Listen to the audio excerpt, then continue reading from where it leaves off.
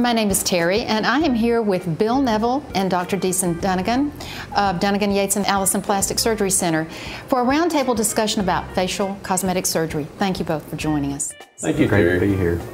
Bill, it's very nice to meet you and have you share your story about your facelift. First of all, may I ask, why did you decide to have a facelift?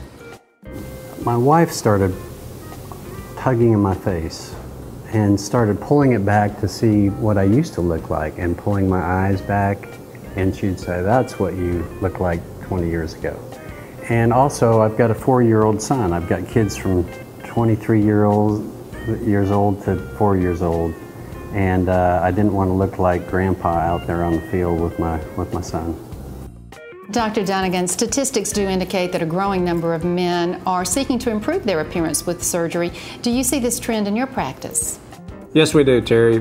We see guys that come in for consultations for rhinoplasty, eyelid surgery, face and neck lifts, a liposuction, across the gamut, the same things that most of our women patients will do. And I think that there's a combination of things that go on, but guys are working longer in the job market. Some of them have young children, and for all of those reasons, they want to have a brighter, more youthful appearance.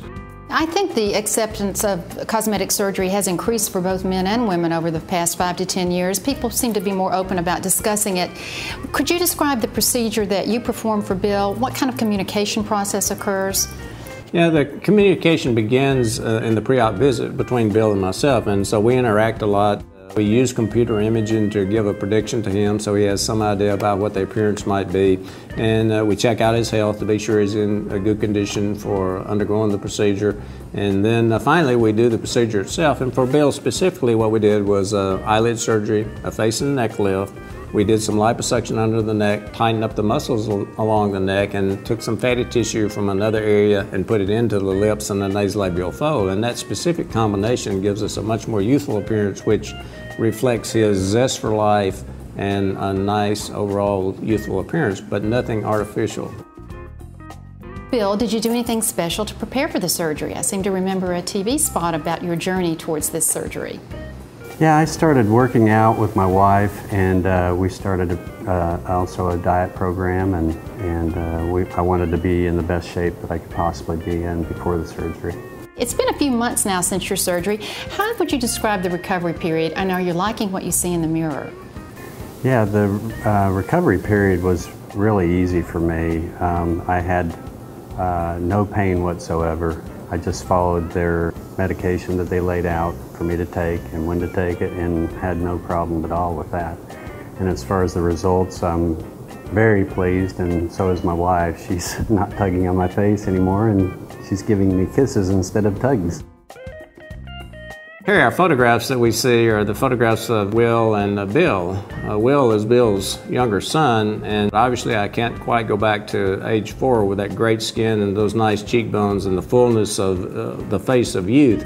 But we do have a nice improvement, and certainly a nice restoration of Bill's overall appearance. You see the nice balance in the forehead, neck, chin relationship, and nice improvement in the repositioning of his cheeks, the neck and jaw line, where we did the liposuction and tightened up the muscles along the neck. And particularly at the end, if you look at the face-on photograph, there's a exuberance and a youthful zest for life that's reflected in this, as well as lighting up the light in his eyes, so to speak, which is one of my favorite terms for restoration of the facial appearance of an individual. Well, you look wonderful. Thank you. And I think it's great that you're willing to share your story. I can tell you're enjoying your new look. Oh yeah. Dr. Dunagan, what kinds of treatments are available for people who want to make a positive change, but they're just not quite ready for surgery? Maybe it's the cost, the recovery time.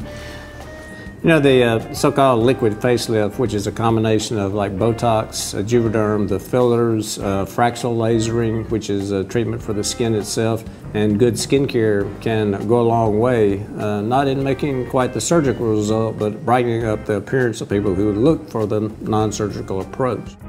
Just one last question to you, Dr. Dunagan. What would you suggest people look for when they're choosing a plastic surgeon? First thing is board certification by the American Board of Plastic Surgery.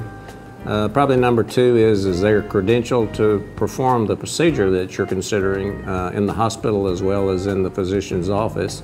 And I'd say probably the third thing is that the patient should have good interaction, with the physician, so he or she should feel comfortable with me. And as a matter of fact, that goes both ways. So a good interaction between the patient and physician, those are the three key things. Well, it's been a pleasure to speak with both of you about cosmetic surgery and its acceptance as a positive step for men and women. Thank you.